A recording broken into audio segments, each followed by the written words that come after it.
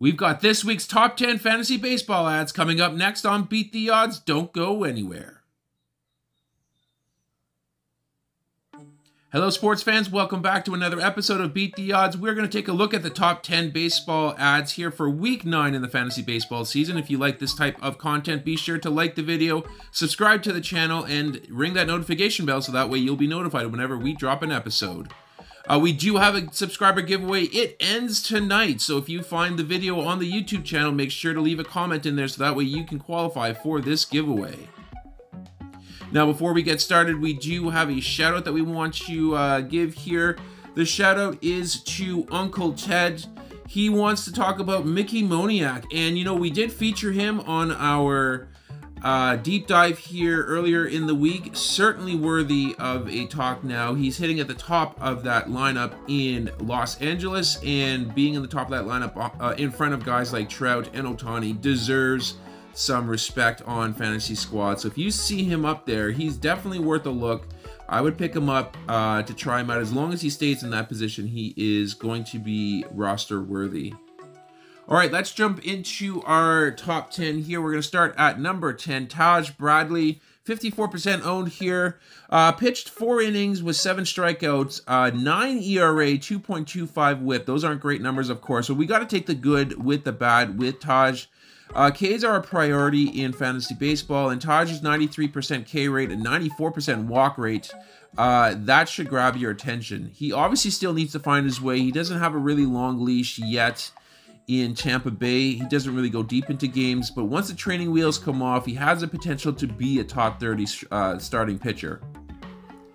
Moving over to number 9, we have Miguel Castro, 38% owned. Last week he had 2.2 innings pitched, 1 win, 1 save, 4 strikeouts, no ERA, 1.5 whip. He's a sinker-slider pitcher who is showing some improved control here this year in Arizona, and he's kind of settled himself into a setup role behind Andrew Chafin. Now, of course, Chafin's job is not set in stone, and if he happens to falter, Castro might be the next in line, and then he becomes a must-add on your squad. Let's go to number 8, Owen Miller, 43% owned, 5 runs, 3 homers, 4 runs batted in last week, 1 stolen base, 259 average. He was featured in our deep dive episode here earlier in the week. Miller is already a fringe roster-worthy player in 12-team leagues with his contact skills and solid speed. But if you toss in the positional eligibility, he can play at first, second, and third. And of course, he's also hitting in a friendly ballpark there in Milwaukee. That does kind of make Miller a much more intriguing option to own. Moving over to number 7, we got Francisco Alvarez, 30% owned, 2 runs, 1 homer, 2 runs batted in, no stolen bases, 462 average. I can't really talk much more about Elias Diaz. He's now owned in most leagues, so we'll shift our focus to Alvarez. This former number 1 prospect is showing us why he deserves to be rostered. He's currently hitting 9th for now, but that's going to change here soon, I'm sure, the way that he's playing. He's also playing about 4 to 5 days a week, but he's getting a lot more looks at DH, which is going to be a great sign for his ability to put up some extra numbers. Going to number 6, we have Joey Meneses, 60% owned, 4 runs, 6 runs batted in last week, 385 average. Meneses is coming into his own at the plate here, and he deserves a much more serious look. If you're worried about his power output so far, he only has 2 home runs this season.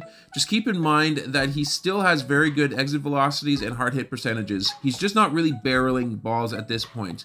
But now that warmer weather is upon us, that should translate into more balls leaving the yard for Meneses. Moving to number 5, we have Matt McLain, 37% owned, 7 runs, 2 homers, 5 runs batted in, 321 average. The opportunity to own this roster impact player at a premium position may soon be coming to an end. McLain has shown us why he is deserving of a roster spot, and he has laid claim to the number 2 spot in Cincinnati.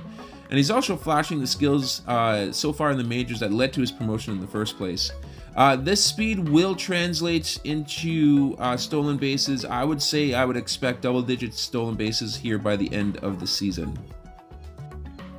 We have a shout out here at number 4. Tyler Raymond mentioned Jake Berger, and he is absolutely right as a player that you should be taking a look at for your squads. Last week he had 3 runs, 4 runs batted in, 1 stolen base, 192 average, batting 6th in the Chicago lineup. If you look at Berger's profile, it kind of reveals the type of hitter that he is.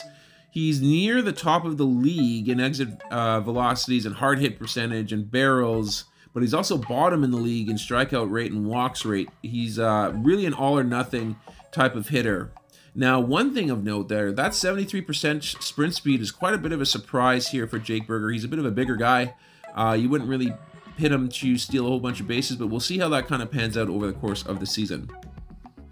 Let's go to number 3 and stay in Chicago. Michael Kopech, 53% owned, 7 innings pitched here last week, 1 win, 9 strikeouts, no ERA, .43 whip.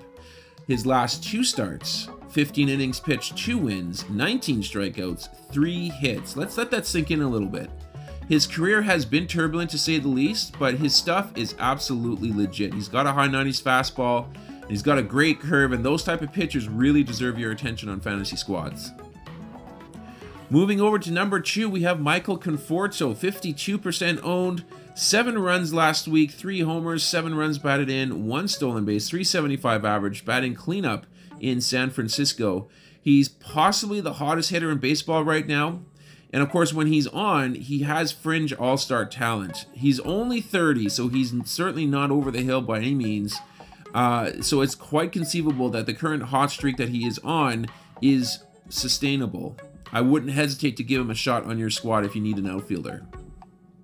And then last but not least, at number 1, we have Lane Thomas, 57% owned, 6 runs, 2 homers, 5 runs batted in, .346 average here last week, batting leadoff in Washington.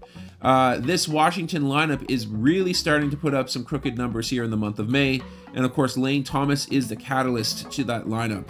He's blessed with elite speed, and possibly a little lucky to start the season here, but he has certainly vaulted himself into the top 50 of Yahoo ranks so far year to date. Is he going to stay there? My money is on no, but he's certainly proven himself worthy of being on any fantasy baseball squad. And that's going to do it here for this episode. I hope you guys enjoyed it here. If you did, please leave a like on the video, subscribe to the channel here as well. But that's going to do it here for us. We are going to sign off for now, but we are going to catch you guys on our next episode.